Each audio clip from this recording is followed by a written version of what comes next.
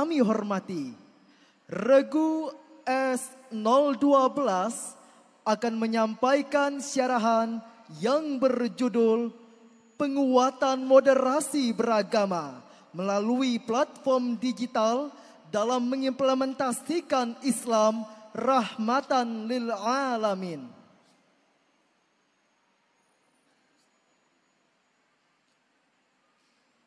Regu S012 akan menyampaikan syarahan yang berjudul Penguatan Moderasi Beragama melalui platform digital dalam mengimplementasikan Islam rahmatan lil alamin. Cek 1 2 bismillahirrahmanirrahim.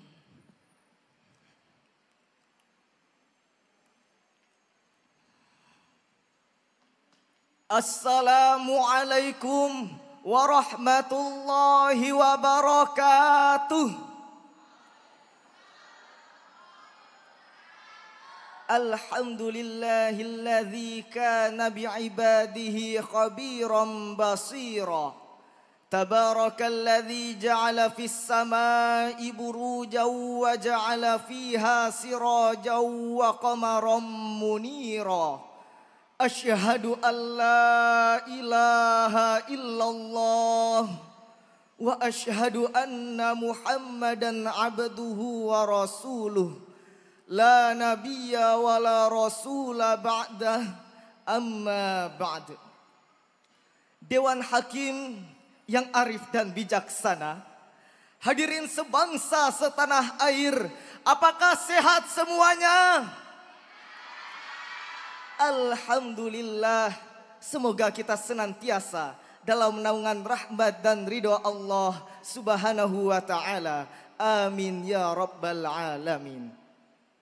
Hadirin sekalian, pluralitas merupakan bagian dari bangsa Indonesia yang multikultural. Hal ini merupakan peluang sekaligus ujian bagi bangsa Indonesia untuk menjadi bangsa yang jauh lebih maju. Merespon hal itu, Islam mengajarkan moderasi beragama yang dewasa ini mendapatkan tantangan serius dari perkembangan teknologi komunikasi dan informasi, khususnya media sosial.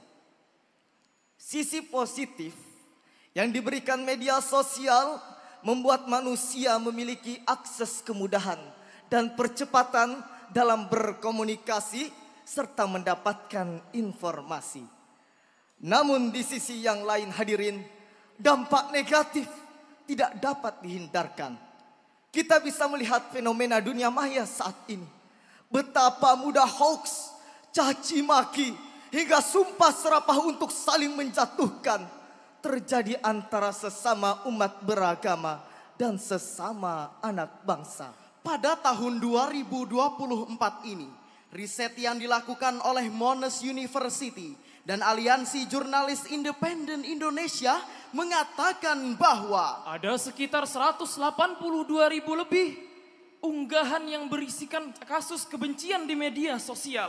Hal ini diperkuat dengan survei tentang penetrasi internet Indonesia tahun 2024 yang dilakukan oleh Asosiasi Penyelenggara Internet Indonesia, menyebutkan bahwa pengguna internet di Indonesia mencapai lebih dari 221 juta atau 79,5% dari keseluruhan populasi penduduk. Dan dari 221 juta tersebut, total generasi Z dan generasi milenial yang mengakses internet adalah 65,2% atau lebih dari separuhnya. Kenyataan itu hadirin membuktikan betapa besar potensi paparan hoax, ujaran kebencian yang berujung kepada intoleransi dan disintegrasi sosial. Karenanya timbul pertanyaan, bagaimanakah penguatan moderasi beragama di era digital yang diajarkan oleh Islam?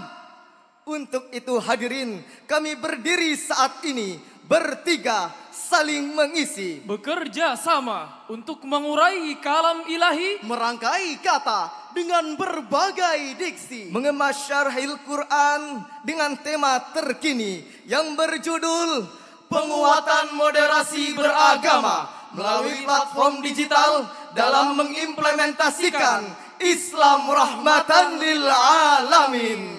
Sebagai landasan awal firman Allah dalam Al-Quran surah Al-Baqarah ayat 143 sebagai berikut. A'udzu billahi minasy syaithanir rajim.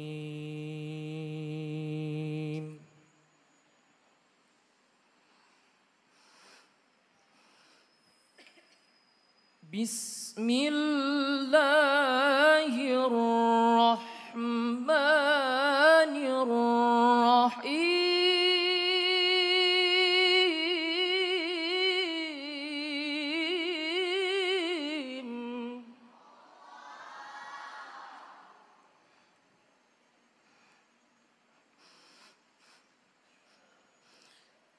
وَكَذَلِكَ جَعَلْنَاكُمْ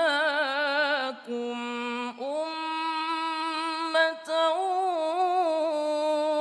وَسَطًا لِتَكُونُوا شُهَدَاءَ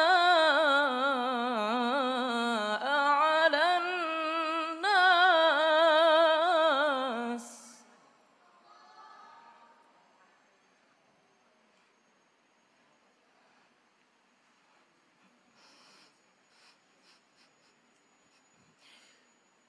وسطا لتكونوا شهداء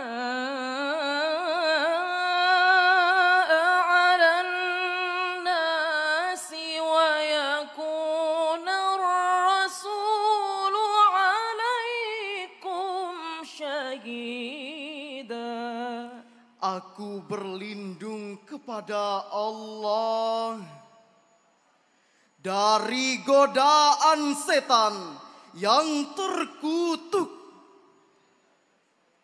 Dengan nama Allah yang Maha Pengasih, Maha Penyayang. Demikian pula kami telah menjadikan kamu umat Islam, umat pertengahan, agar kamu menjadi saksi atas perbuatan manusia dan agar Rasul Nabi Muhammad menjadi saksi atas perbuatan kamu. Hadirin, berdasarkan ayat tersebut terdapat satu sifat yang disandarkan kepada umat Islam, yaitu ummatan wasata. Apa maksud dari ungkapan tersebut? Imam At-Tabari dalam tafsirnya Jami'ul Bayan an Ta'wili Ayil Quran jilid 3 halaman 141 mengatakan bahwa arti wasata adalah al-khiyar yang berarti pilihan. Kata al-khiyar berhubungan dengan kosakata bahasa Arab lain, yaitu al-khair yang berarti baik. Jadi umat Islam bukan hanya umat pilihan, tetapi juga umat yang terbaik di antara umat pilihan. Lalu hadirin, bagaimanakah menjadi umat yang terbaik di antara umat pilihan? Imam At-Tabari melanjutkan penjelasannya pada halaman 142 bahwa al-wasat berarti al-juz'ul ladzi huwa baina at-tarafain, yang berarti bagian yang berada di tengah-tengah dua titik ekstrim. Dan di era digital saat ini hadirin, ada dua hal yang sering terjadi. Yang pertama, informasi dibentuk sedemikian rupa sehingga meskipun benar diumbar secara berlebihan sehingga bukan lagi bentuk aslinya. Tujuannya adalah meraup sebanyak-banyaknya pembaca. Karena semakin banyak pembaca, maka semakin besar keuntungan yang didapatkan oleh penyampai informasi. Yang kedua, informasi dibuat se-ekstrim mungkin tanpa peduli. Itu bisa memicu perpecahan dan keresahan. Tujuannya sama, adalah meraup keuntungan finansial sebanyak-banyaknya oleh penyampai informasi. Kedua hal ini yang disebut dengan clickbait. Bayangkan hadirin, ada saja pihak tertentu yang rela mengorbankan persatuan dan kesatuan demi keuntungan finansial pribadi. Na'udzubillahi min dzalik. Ma'asyiral muslimin wal muslimat rahimakumullah. Mungkin ada yang berkata, saya melakukan tindakan berlebihan untuk membela agama saya. Itu adalah bukti kecintaan saya kepada agama saya. Ingatlah, dalam sebuah hadis yang diriwayatkan oleh Abdullah bin Abbas dan dianggap sahih oleh Ibnu Majah, disebutkan bahwa Iyyakum wal ghuluwa fid din fa innama halaka man kana qablakumul ghuluw fid din.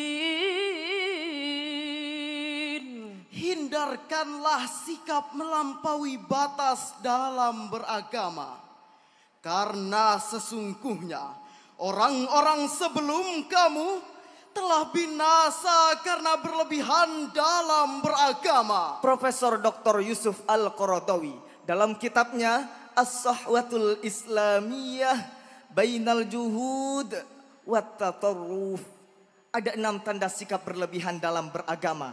Yang pertama, fanatik pada suatu pendapat dan tidak mengakui pendapat yang lain. Yang kedua, mewajibkan sesuatu yang tidak diwajibkan oleh Allah atas mereka. Dan yang ketiga, memperberat yang tidak pada tempatnya. Yang keempat, bersikap keras dan kasar. Yang kelima, buruk sangka terhadap manusia. Dan yang keenam, terjerumus ke dalam jurang pengkafiran. Ilahi mari kita renungkan bersama. Apakah tanda-tanda tersebut melekat pada diri kita? Apakah kita terjerumus ke dalam jurang fanatisme buta dan menyalahkan yang berbeda? Apakah kita lebih senang mengkafirkan sesama muslim, padahal ulama-ulama dahulu justru mengislamkan orang kafir? Apakah kita lebih senang bersikap keras dan kasar terhadap sesama daripada menebar kasih dan cinta? Semoga kita tidak termasuk ke dalam golongan orang-orang yang berlebihan dalam beragama. Karena sesungguhnya risalah Islam yang dibawa oleh Nabi Muhammad sallallahu alaihi wasallam adalah risalah kasih, tak pilih kasih, ajaran sayang, tak alang kepala, dan semangat cinta yang luar biasa. Sebagaimana firman Allah dalam Al-Quran surah Al-Anbiya ayat 107. Berikut lantunannya. Wa ma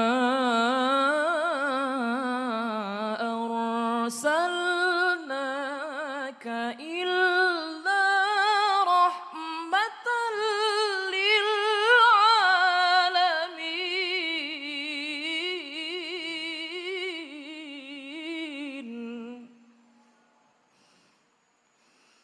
Wa ma